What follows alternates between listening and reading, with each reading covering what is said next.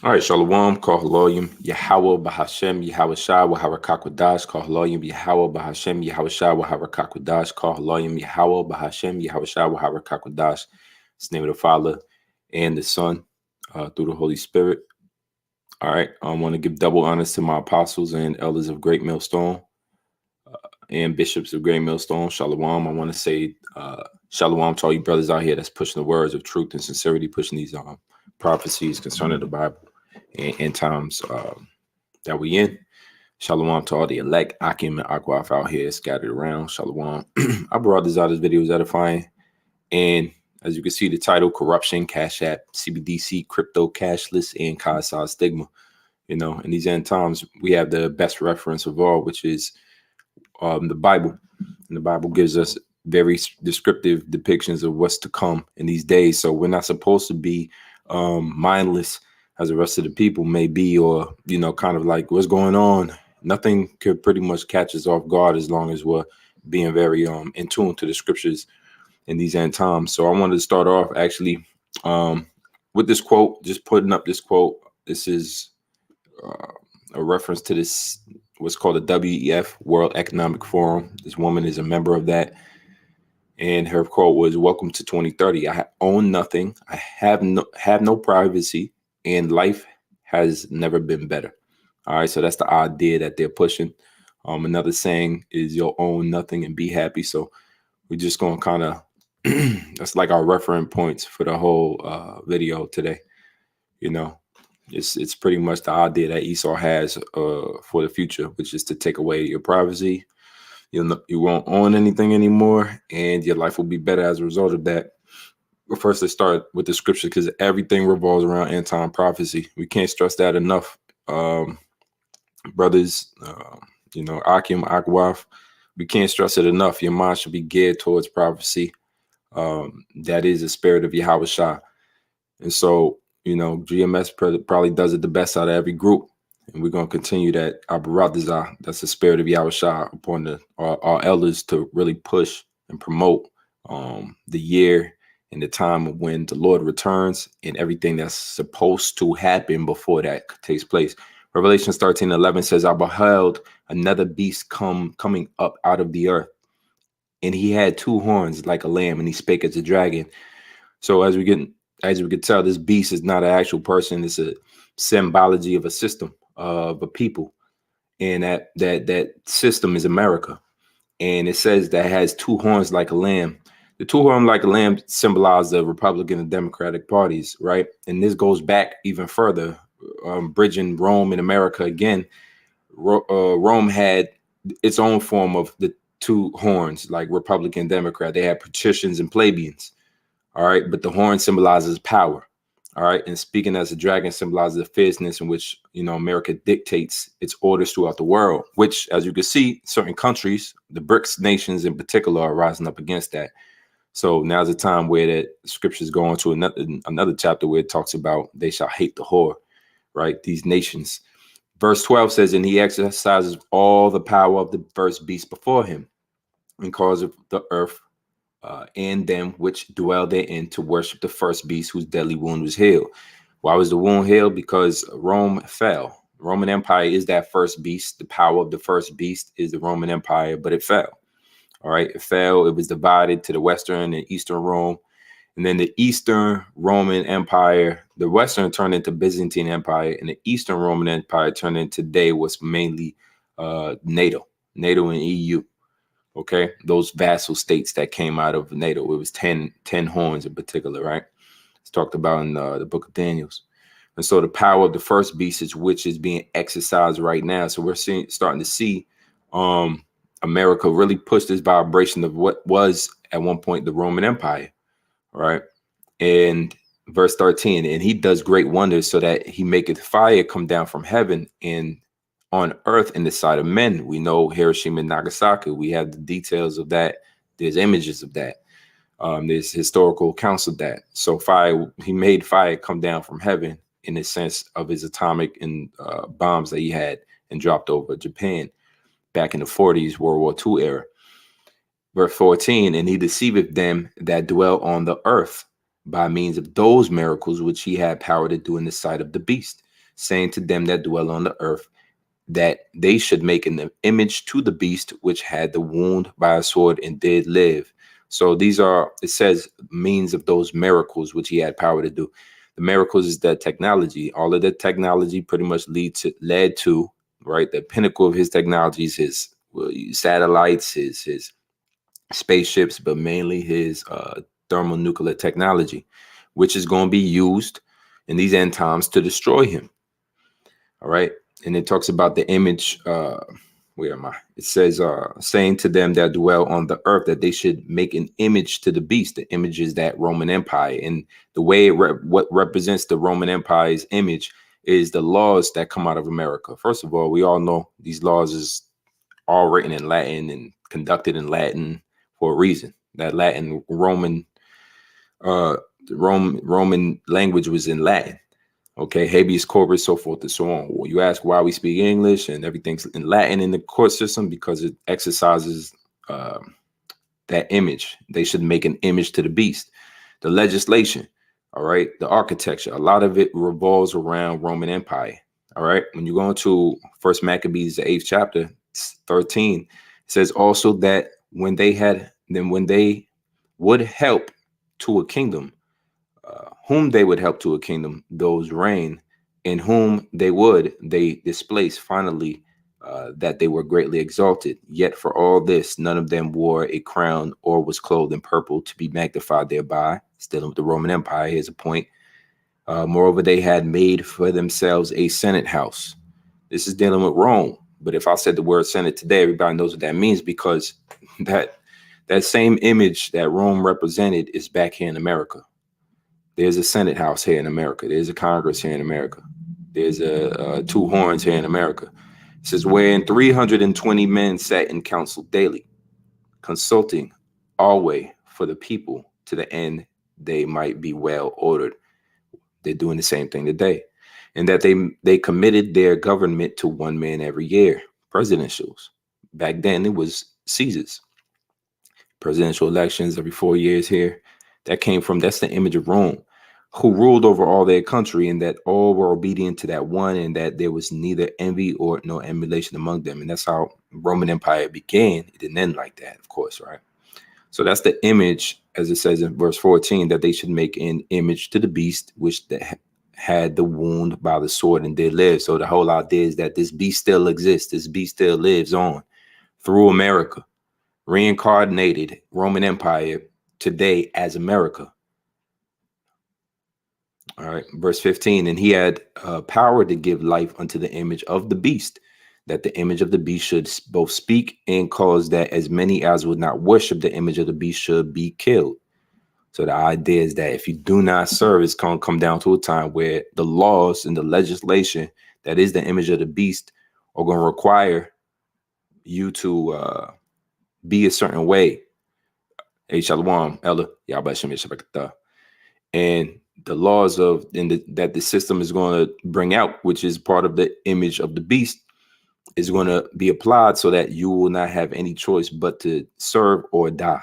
That's why our brothers, elders, apostles, even we speak about guillotines in this day and age, because they're being mandated back into law, that draconian law, that harsh Roman law, where whatever the Romans say to do, you do, or you are denied access, you're denied liberties, all right, and you pretty much will be set up for failure or just, i.e., destroyed. This is all coming back. When they say things like, welcome to 2030, I own nothing, have no privacy, and life has never been better, you rest assured that all the legislation to pass this will be passed, and they have the power to do so. Remember that the beast was given 2 horns, all right, like a lamb, 2 horns. So they rule with their power. Their legislation is like the ancient image of that first beast before it, whose deadly wound was healed. Revelation 3:10 says, because thou hast kept the word of my patience, I will also keep thee from the hour of temptation, which shall come upon all the world to try them that dwell upon the earth. So there's a time in which we're headed towards, which is an hour, or pretty much a period of time of temptation. Tempted to do what? Tempted to receive Esau's technology, is see hit by force. through his legislation. It'll all be mandated. All right. And so the Lord will have to keep us. When you go back to the being kept, it means preserved in your first state. So the mind frame we're in now, like, hell no, we're not going to take it and this, that, and the third. The Lord has to actually keep that spirit on us in that time, for that moment, for that hour, so that we could, make it through without obviously receiving that sea hit, which for those that receive it will be destroyed by fire in the wrath of the Lord's indignation. Revelations 13-16 goes on to what we're all talking about, what the world seems to be on the edge of their seats about. This Fed now. I mean, you got your daily average Negroes talking about Fed now. All right. Talking about, yo, this is in the Bible. Oh, is it now? Revelations 13-16. And he causeth all, both small and great, rich and poor, free and bond, to receive a mark in their right hand or in their foreheads. Why does he do that? Because he has the power to do so. And as we know, Esau's the devil. What he wants to do is track, trace, cut off, and decide your future. Oh, rather, I'll let them speak. They want you to own nothing, have no privacy, and that'll be why your life will be better in their eyes, because they can fully control you. See, the idea of a mark, which the word mark obviously go back to the word charagma. All right.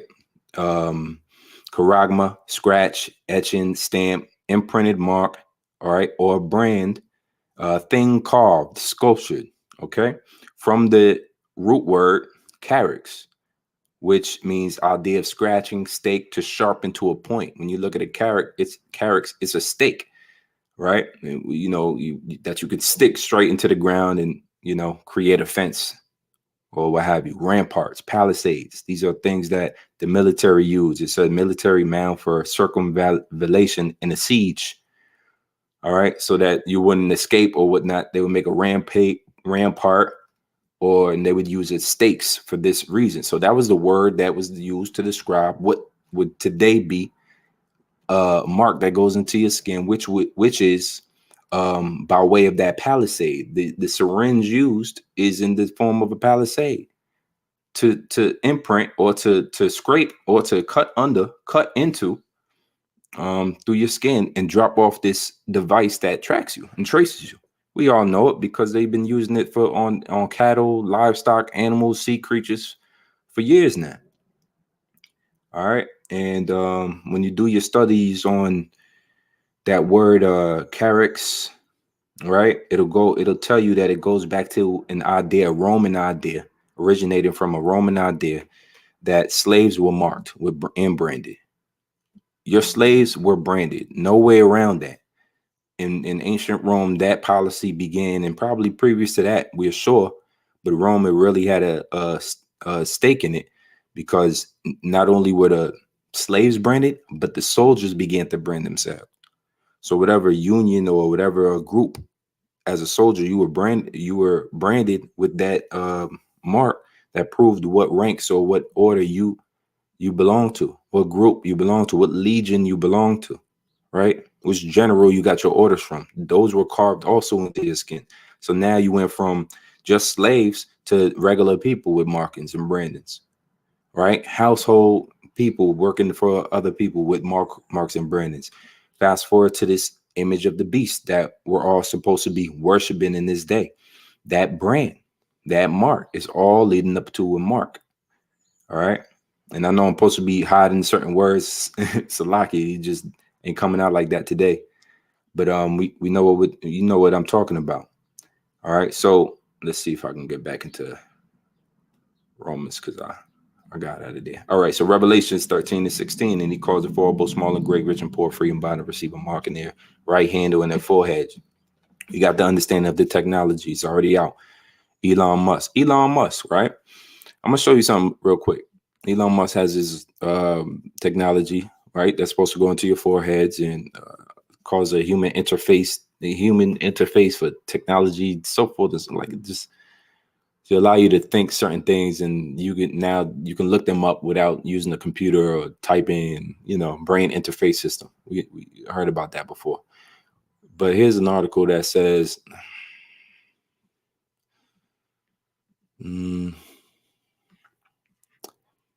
There's an article I had on Fed Now. If I could find it, bear with me. There's an article on Fed Now that's talking about, here we go. Oh, I had it. All right. Fed Now.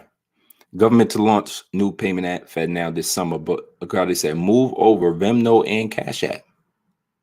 Interesting use of words. Move over Venmo and Cashapp. We all know what happened to the Cashapp guy. Cashapp founder, he was found dead with a knife into him. All right. And I asked ultimately if they talking about move over Venmo and Cashapp, well, they already got the Cashapp guy out the way. Anybody check up on the Venmo guy? Well, the Venmo guy, the leader of Venmo, he down with PayPal. Look at this article. PayPal, Venmo bans gays against groomers founder. So they working together. We know who the owner of PayPal is Elon Musk. He and his brother created, or his friend created PayPal. So Elon's juiced in with the NWO. We know that with WEF, with Fed Now.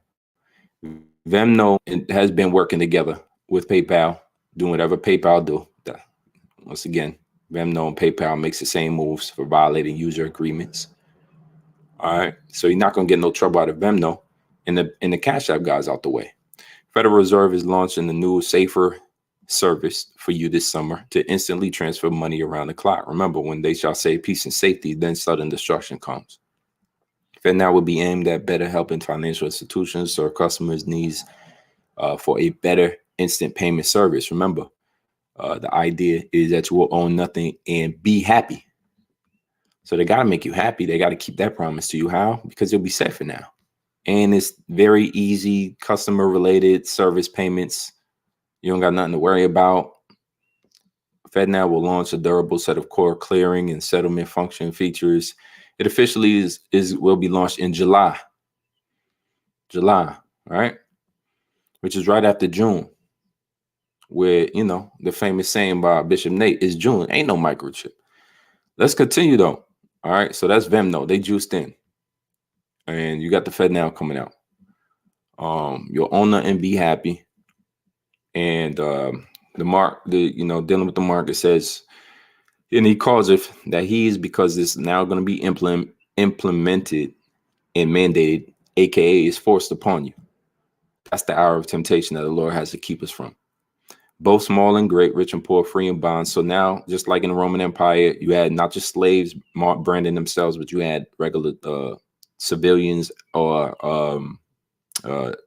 soldiers branding themselves. But this time, it's everybody, free, bond, rich, poor. And our people have this idea that once you're rich, all happiness. And there's studies on that. Richness and happiness go together, right? You've heard that before. Money buys happiness, or money can't. One or another. You've heard it one way or another. One study said happiness peaked at 75,000 in income. Now economists say it's higher by a lot.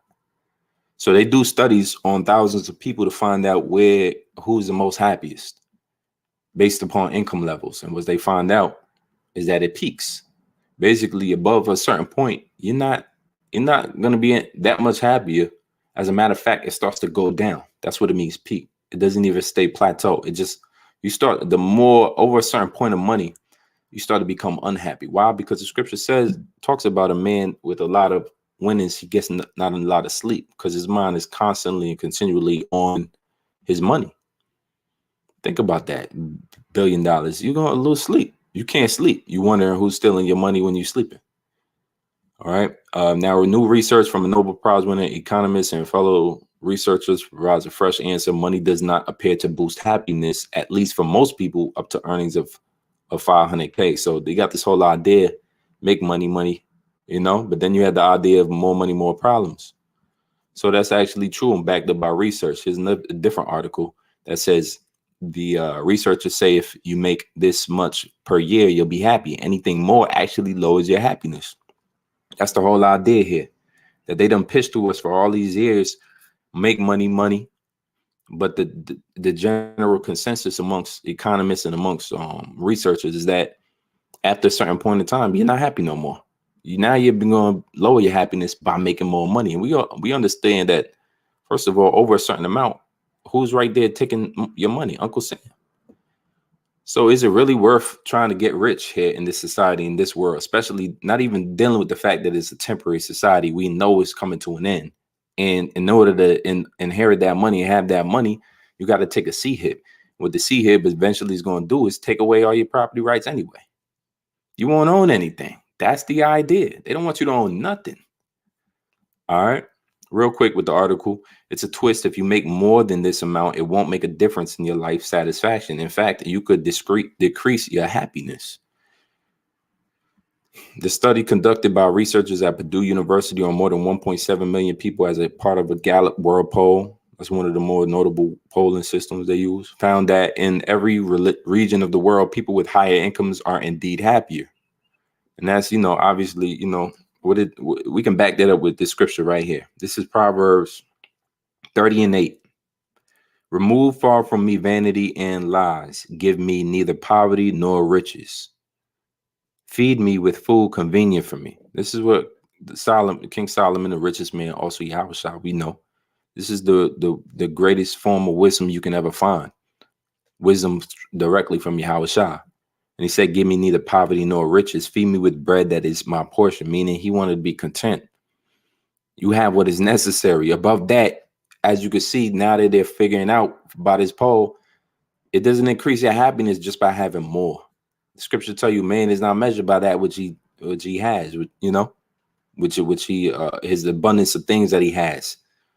That's not how you measure it. And you read in the NLT, first, help me never to tell a lie. Second, give me neither poverty nor riches. Give me just enough to satisfy my needs. That's the idea, the newfound idea. That's not the old idea that we got from Babylon. Babylon says more the merrier, except the scriptures tell us different. Give me neither poverty nor riches. Give me neither poverty nor riches, meaning not too poor, not too broke. It goes right in hand with these researchers. So we didn't have to wait around for the Purdue Gallup poll. We had it the whole time. It says for the U.S., it's no different. A person making 120K or 200K is likely to report more happiness with their lives than a person pulling in 40K, right? Because 40K these days ain't really, that's the bare minimum. Just survive. You're just surviving. It says the research found the optimal income for life satisfaction in North America is 105K. If your income exceeds that amount, it's been found that whatever you make beyond that level is not associated with greater life satisfaction. In fact, it reduces life satisfaction. The 105K income cutoff is what's called the satiation point. Satiation means you're filled. So what research is saying, you feel that 105. But what the Babylon teaches you, that the more the merrier, get more. And people die for it. They steal for it. They rob for it. They kill for it. Right? They travel to islands, Epstein Islands for it. Right? They be around criminals for it. Scriptures tell you about the wicked. What do you do to clear them out of statues? You consent this with evil people. Basically, you consent this with them, meaning you agree with them just for wealth. Look what people do, man. The love of money is the root of all evil. You think you want to be around people that just love to continually have more and more. That's the idea that Babylon has founded and tried to implant in our minds since we was young. Proverbs 23:4 says, KJV, labor not to be rich. Cease from thine own wisdom. How about that, man? What does that mean to be labor not to be rich? We understand labor to be rich, but labor not to be rich. NLT, don't wear yourself out trying to get rich. Be wise enough to know when to quit. That's the idea. Restraint, understanding. Your own understanding is make more. The more I make, I'm just getting happier. I made $10 more in my pocket. I could do this for my son. Or $5,000 more, and then it don't stop.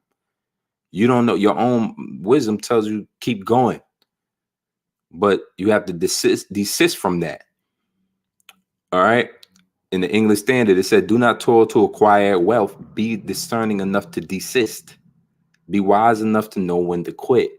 So this is what the studies are showing, man. Once over a certain amount, it doesn't matter anymore. You're not going to be as happy as you thought. That was all the myth, right? That's your own logic. All right. So let's get really quickly into what we do know is about to hit. And why we could say this, and once again, I say this all based upon prophecy of what we know, what is to come. We have no continuing city here. It is all, see, all of this wisdom is nothing unless you understand how short of a time frame you have to obtain it and what it's necessary for.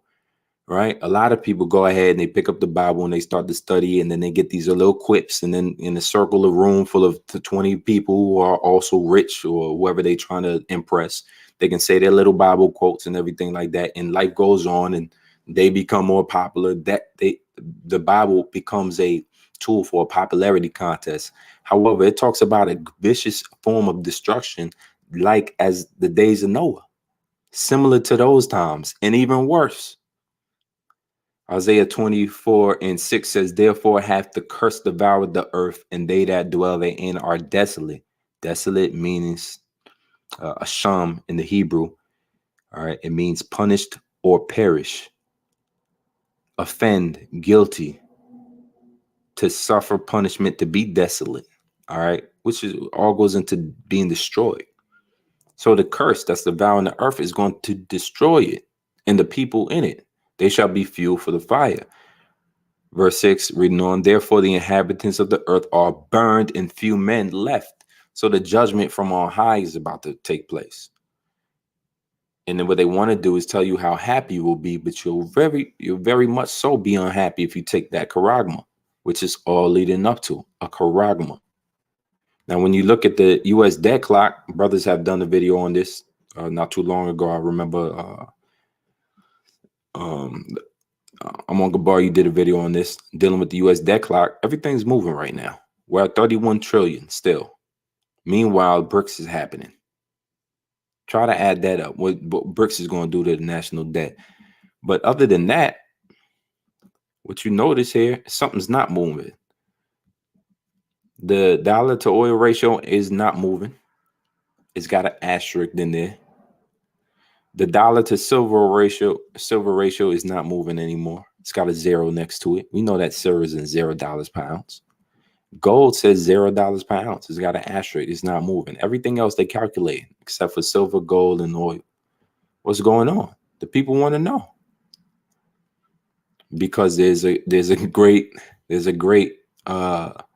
everybody's about to be had, man. If you knew how much that you can take $25 and go get an ounce of silver, but the U.S. debt clock was giving you the actual price, which is probably, who knows, 25K, the actual price, everybody would go cash out right now. You would cash out. You would no longer believe in the FRNs, which is why they got to start introducing different ways. They got to run this program now. BRICS is happening now. This very live, and the average person right now knows about Fed now and things like that.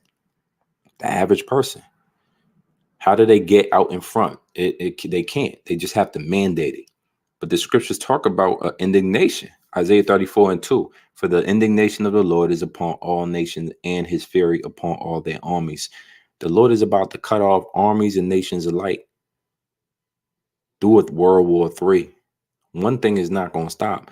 The fire and the anger and the division amongst these countries is going to rise and continue to rise until two factions are formed. The one being America and the countries that's going to be on its side, and then you're going to have the beast, or the beast and the countries on that side. The beast shall hate the whore.